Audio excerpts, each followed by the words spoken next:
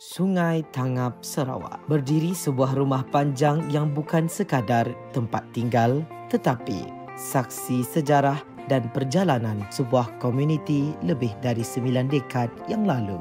Inilah Rumah Panjang Patrick Libau. Pada tahun 1930, Ugup anak Bali memimpin 30 orang meninggalkan kampung asal mereka di separai Tatau, Bintulu.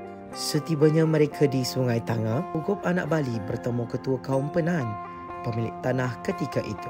Pada tahun 1935, mereka diberikan izin untuk mendirikan rumah panjang pertama di kawasan ini.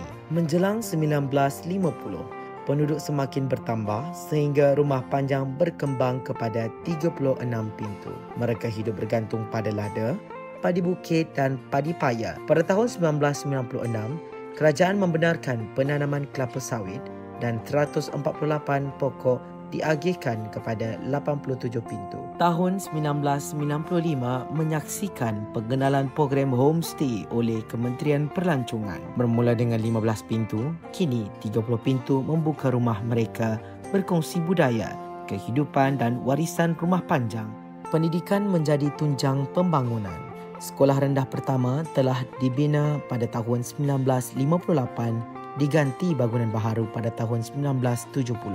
Kemudian tadika muncul pada tahun 2006. Kini, 10 orang guru berdedikasi mendidik generasi muda meneruskan warisan ilmu dan budaya. Ugup anak Bali, Ketua Rumah Panjang pertama, memimpin hingga 1970. Anak beliau, Chung Anak Ugup, meneruskan kepimpinan hingga 2003. Apabila pemilihan baharu diadakan, Patrick Libau anak Ignatius Sulai dipilih pada 16 April 2006. Hingga kini, beliau tetap memimpin menjaga rumah panjang dan penduduk dengan penuh tanggungjawab.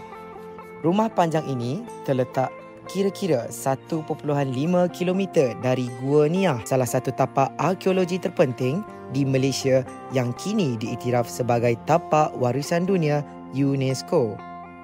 Gua ini terletak dengan penemuan rangka manusia purba dan rekod awal kehidupan manusia di Asia Tenggara, menjadikannya pusat tarikan pelawat yang melengkapkan pengalaman budaya dan sejarah masyarakat Sungai Tangap. Hari ini, Rumah Panjang Patrick Libau dihuni 483 penduduk.